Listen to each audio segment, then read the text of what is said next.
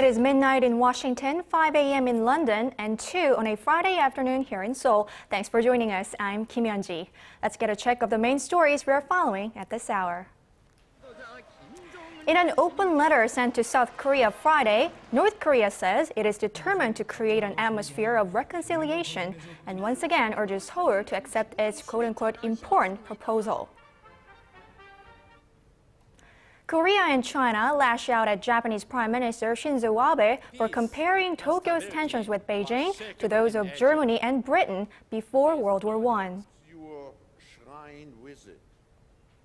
More ducks are found dead in a city not far from Seoul, as well as in the southern port city of Busan, raising fears that the bird flu virus is indeed spreading. But first, let's begin today with the latest on North Korea. North Korea has sent an open letter to the South, reiterating its determination to mend inter-Korean ties. South Korea has yet to respond, but Pyongyang's move is likely to be greeted with skepticism, given that it comes a matter of weeks before the start of joint military drills between Seoul and Washington. Our Hwang Sang-hee has the details. North Korea says South Korea should not thoughtlessly doubt and rashly reject the sincere, important proposal it made last week to improve inter-Korean relations. Last week, Pyongyang offered to halt all cross-border slandering and asked Seoul to call off its annual joint military drills with Washington that take place between February and March. The offer was turned down flat by the South, which called it a disguised peace offensive. In an open letter addressed to South Korea on Friday, the North's powerful National Defense Commission said it had already halted all acts of slandering South Korea. North Korea has yet to react to comments made by President Park Geun-hye regarding the North during her trip to India and Switzerland, and the state-run Rodong Sinmun newspaper has not published columns criticizing the South this week. It went on to say the North did not urge Seoul to stop ordinary military drills, but to halt drills for a war staged in collusion with outside forces. It said North Korea will first implement practical measures to end all hostile military acts that could aggravate the South. The letter claimed Pyongyang's nuclear program is purely defensive in nature and reiterated that its will for denuclearization should not be doubted.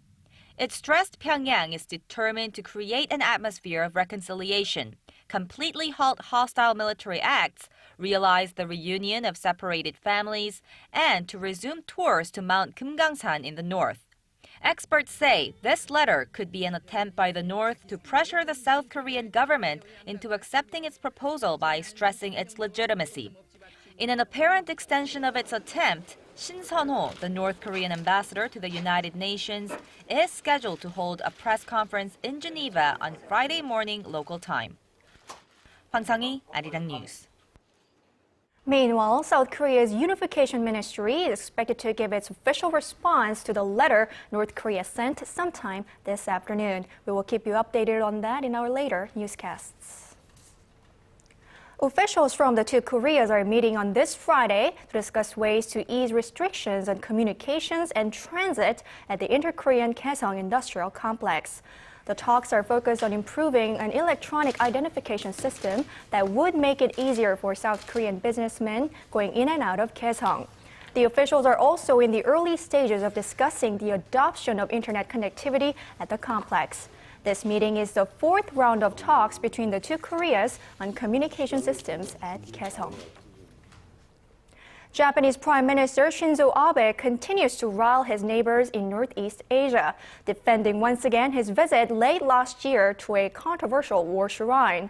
He also compared Japan's current relationship with China to that of Britain and Germany before World War I. Both Beijing and Seoul were quick to respond, as our Yurian reports.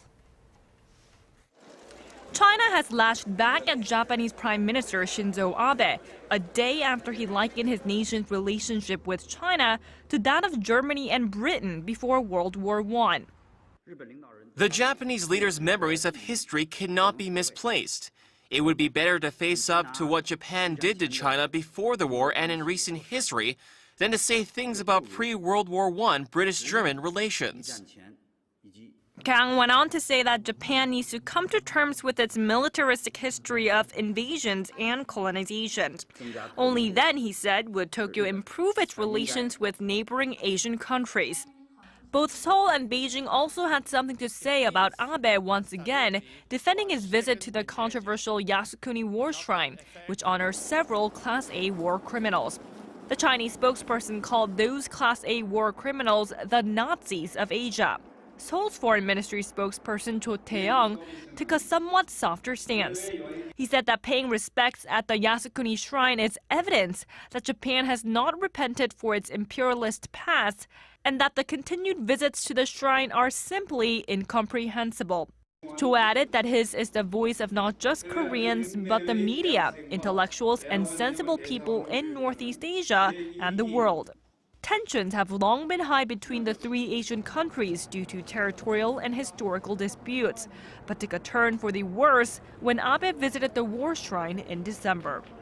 Yuri-an, ARIRANG News.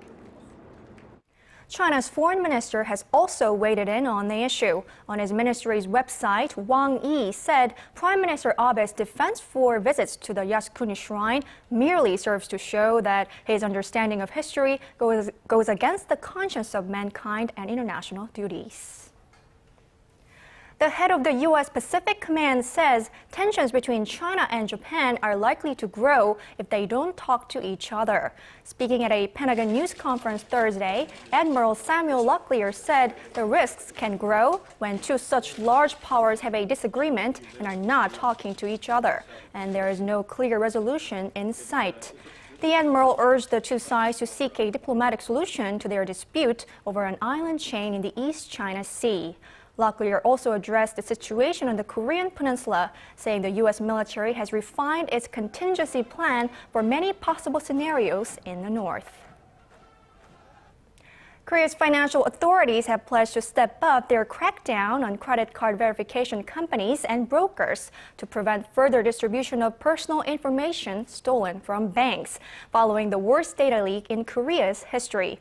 They also said they would issue harsh punishments to credit card companies that take advantage of the breach to attract new customers, many of whom are canceling their accounts at the three banks where the leaks occurred. The authorities also plan to launch a center with the help of related government offices, whose mission will be to prevent the stolen data from falling into the wrong hands. Electronics giant Samsung Electronics has turned in a disappointing fourth-quarter result. Overshadowed by the popularity of Apple's iPhones, the Korean company posted an 18% drop in operating profit. Our Shin Se-min has the details. The world's biggest smartphone maker on Friday posted disappointing fourth-quarter results, although its operating profit for all of 2013 reached an all-time high of 36 trillion won, or over $33 billion. Posting the first decline in its quarterly performance, Samsung said its profit for the October to December period fell 18% to $7.7 billion from the previous quarter.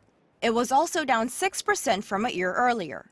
The disappointing result was mainly due to its worse-than-expected earnings in its main smartphone business that accounts for two-thirds of the company's entire operating profit. The Korean company was a clear loser in the race to dominate the most lucrative segment of the smartphone market, although it remained as the largest mobile phone maker in the world. Its overall 2013 sales, however, hit a record of $211 billion, up 14% from a year earlier. Its profits from semiconductor and household appliances units both showed increases. Analysts say the coming year will depend largely on its performances in business for high-end smartphones and premium TVs, particularly in the state-of-the-art ultra-high definition and curved panel televisions. Shin Se-min, ARIRANG News. Korea's largest automaker, Hyundai Motor, has reported a near 11% rise in last year's fourth-quarter profit compared to the previous year. But its yearly operating profit for 2013 fell 1.5% to post $7.7 billion despite rising sales. Company officials say although Hyundai Motor saw good overseas sales figures, especially in China and the U.S., sluggish domestic demand, the strengthening of Korean won, and the weakening Japanese yen put pressure on the yearly profit. Hyundai Motor has set its global sales target for this year at nearly 5 million cars, a near 4% jump from last year's performance. Hyundai's affiliate Kia Motors also saw its annual profit drop by nearly 10% last year. Now let's take a look at how the local stock market is doing at this hour. Seoul shares traded lower late this Friday morning, mainly due to lackluster earnings reports by major companies and fears that the Chinese economy may be slowing down. By 1:30 p.m. Korea time, the benchmark Kospi had dropped nearly 0.9% to 1930, and the tech-heavy Kosdaq had dropped to 519. At the foreign exchange counter, the Korean currency was changing hands at 1,076 won against the greenback.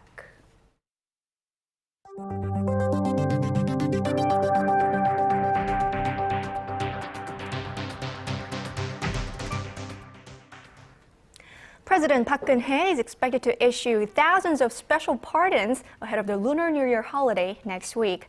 The Justice Ministry says the pardons will be issued to roughly 6,000 people whose livelihoods have been affected by their convictions.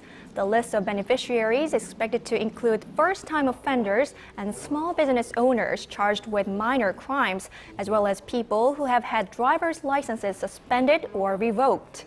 The pardons will be discussed during a cabinet meeting next Tuesday and are expected to be issued right before Lunar New Year holiday, which begins on Thursday. Democratic Party leader Kim Han-gil and independent lawmaker An Chul-soo have found common ground on two main issues related to elections. At a luncheon meeting in Seoul earlier this Friday, the two leaders agreed that the system in which political parties nominate their own candidates for elections needs to be abolished, as it acts as a breeding ground for money for nomination scandals. They also called for a separate prosecutorial investigation into allegations that the nation's spy agency and the military interfered in the 2012 presidential election. The two opposition leaders did not, however, talk about whether they would join forces to run in local elections slated for June 4th.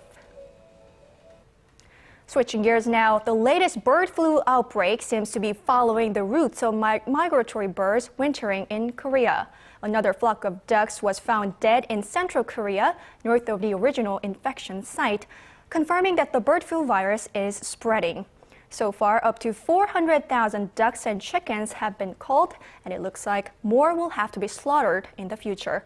Our Connie Lee has more. As flocks of migratory birds made their way around Korea this winter, it seems they were both the carriers and the victims of the latest bird flu outbreak. On Friday, local officials announced that more ducks had been found dead in a city closer to Seoul in the central province of Chungcheongnam-do. And further south, in the nation's port city of Busan, officials are testing to see if a group of dead birds found there also test positive for the latest H5N8 strain of bird flu. As their exact cause of death is being determined, officials have confirmed that another group of ducks found dead in a river in Chungcheongnam-do province was infected with the H5N8 strain of avian influenza. This is the first confirmation that AI has spread to other regions in the country. The ducks found in the Kumgang River in Secheon-gun County were found about 50 kilometers north of Gocheon-gun County in Jeollabuk-do Province, or the area where the bird flu outbreak started. To prevent the virus from spreading any further, local officials in Chungcheongnam-do have expanded the quarantine, banning the movement of farm workers and equipment within a 10-kilometer radius of the infected area. But these efforts may not be enough. Korea's Ministry of Environment says there are currently about 360,000 migratory birds in the southern and central parts of Korea, which is likely to make containment more difficult than anticipated. So far, a total of 9 farms have now been confirmed to be infected with the H5N8 strain of bird flu. Connie Lee, ARIRANG News. An uneasy truce is holding between the government and the opposition in Ukraine after the two sides held talks Thursday to try and end the violent protests that have started to spread across the country. Speaking to protesters, opposition leaders gave assessments of their talks with President Viktor Yanukovych. Our Kim Min-ji reports. Ukraine's opposition leaders appeared before protesters early Friday after talks with President Viktor Yanukovych that went late into the night. Addressing thousands of people in central Kiev, boxer-turned-politician Vitaly Klitschko gave an account of the talks, saying that hours of conversation were spent about nothing. Long hours of conversations about nothing. Now I understand. To sit down at the same table with a man who has already decided to lie to you is pointless. Another opposition leader present at the talks, Ole Tianibok, said that the president has agreed to release all protesters that have been detained during the unrest. The third participant, Arseny Yasenuk, said after the talks finished late Thursday, there was a high chance the violence could be stopped. We had a mission to stop the bloodshed, and there is a pretty good chance to stop the bloodshed. In a sign that he could be right, Yanukovych has called for an emergency parliamentary session next week. Amid the talks, rallies took place in several cities across the nation, and protesters built more barricades in Kiev early Friday after opposition leaders emerged empty-handed from the talks. Violent protests have been raging in the capital since last weekend. At least 3 protesters were killed Wednesday in clashes in Kiev, the first deaths in 2 months of protests. The anti-government protests flared in late November after Yanukovych decided to walk away from an integration deal with the European Union in favor of closer ties with Russia. Kim Min-ji, ARIRANG News.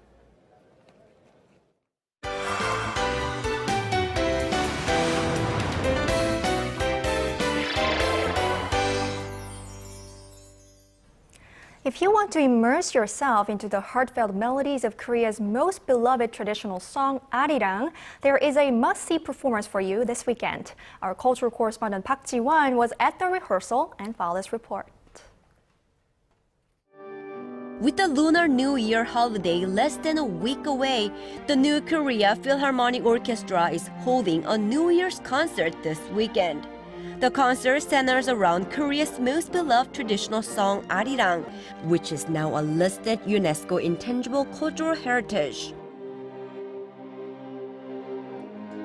ARIRANG has been sung on the Korean peninsula for hundreds of years in many variations, and its sorrowful yet hopeful melodies are deeply inscribed in the hearts of every Korean. The concert presents 3 different ARIRANG-inspired pieces, including the Song of ARIRANG and ARIRANG Rhapsody, along with other pieces. In line with the Korean government's focus on cultural enrichment, we hope to present ARIRANG, the song of our national heritage, to audiences outside of Korea. Many still feel a bit burdened by the thought of attending classical performances. However, this is just like a big festival where audiences can sing along and celebrate the coming of the Lunar New Year holiday. The concert will be held at the Seoul Arts Center at 2 p.m. this Saturday. Those who attend the concert wearing hanbok, traditional Korean clothing, will receive a 30% discount on admission. Park Ji-won, ARIRANG News. The Korean film industry is red hot at the moment after coming off of its biggest year ever. Going into the new year, the momentum hasn't slowed down a bit, and one film has already made a big impression. The courtroom drama, The Attorney, based on former President Roh Moo-hyun's early career, became only the 9th Korean film to be seen by over 10 million viewers. That film is finishing up its run, but with the Lunar New Year holiday just around the corner, there will soon be many more to take its place, and theaters are expected to be packed during the festivities. Well, joining us to discuss The Attorney's success and the films to watch out for this holiday season is film critic Pierce Conran. Well, welcome and thanks for joining us today. Thanks for having me. Always a pleasure to be here. Well, let's first talk about the success of the film, The Attorney. What is the significance of the 10 million admissions mark? Well, in a country of 50 million people, to have 10 million people see one film is a remarkable achievement in and of itself. It's only the 9th time, as you've mentioned, the 9th time that a film has crossed that 10 million mark. And whenever it happens, it becomes a massive event in Korea. This new film, The Attorney, which opened in the middle of December, it happened around the same time as the train strikes were happening in Korea. So there was a lot of political demonstrations, and this film harkens back to some of the demonstrations happening during the 80s, during the Chun Doo-hwan administration. So they kind of went hand in hand a little bit, and the film became very, very successful. It stayed #1 for 4 weeks, which is remarkable. Very long legs at the box office, and to see it do so well was initially surprising, but once they it kind of caught the zeitgeist. So it's done very well, and whenever you have a big film like that at 10 million, the whole country's talking about it. Wow, so the political conditions at the moment definitely helped with the success of the film, The Attorney. Yeah, it was an unexpected boon for the film. That's right. Well, some say that the film's success can mainly be attributed to the star Song Kang-ho. What do you think about that? Well, I'm a huge fan of Song Kang-ho, so to see him in any film, I'm always excited. And whenever he pulls out a great performance, I'm happy to see the film do well. In this case, he did kind of knock it out of the park. It was a great performance, one of his better ones. And but really, it's been a huge year for him. After a few years of doing some films that had very modest success, 2013 saw him in 3 massive blockbusters, 3 of the 4 biggest films of the year, being The Attorney, of course, and then The Face Reader and Snowpiercer, both of which also had over 9 million admissions. So he's had almost 30 million admissions in 1 year, which is more than any other actor's ever had in the history of this country's cinema. And but yeah, it's his great performance that anchors the film. It's in the first half, he's very just an engaging character, the way we've seen him before. And in the second one, he takes on this kind of passion, this kind of idealism, this real fiery passion that draws in viewers and became very emotional for some spectators as well. Right. Well, the Lunar New Year holiday starts next week, and we expect that the theaters will be packed this time around. What types of films do you think will attract most viewers this time around? Well, looking at what kind of a holiday it is, families come together, people go back to their hometowns. So family fare does very well generally at the box office. So films that kind of highlight family values and that can just appeal to many different viewers across the spectrum of the family. Those are the ones that typically tend to do very well. Mm-hmm. Well, last year there were 2 very big films that did absolutely well around this time, Miracle in Cell Number 7 and The Berlin File. What made those 2 films so popular? Well, going back to the family values, Miracle in Cell Number 7 certainly echoed that. However, I say that now in hindsight, but when the film was originally released, no one expected it to do quite as well as it did, nowhere close even. In fact, everyone was expecting the other film, The Berlin File, to be the breakout hit in the early year. That film had 4 huge stars, was a big budget film that was partly shot in Hungary and Berlin.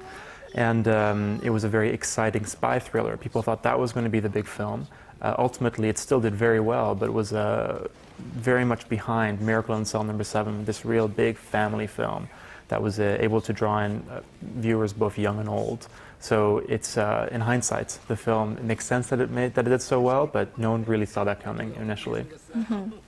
So what are the big Korean films coming out this year, and which do you think will do especially well? Well, this year we have 4, which is quite a lot. And all of them have a decent shot of making quite a bit of money. The first one is Miss Granny, which is from CJ Entertainment. It's a film about a grandmother who kind of is very stubborn and annoys her family. And one day she suddenly turns into her 20-year-old self. And so, of course, a lot of comedy ensues from that.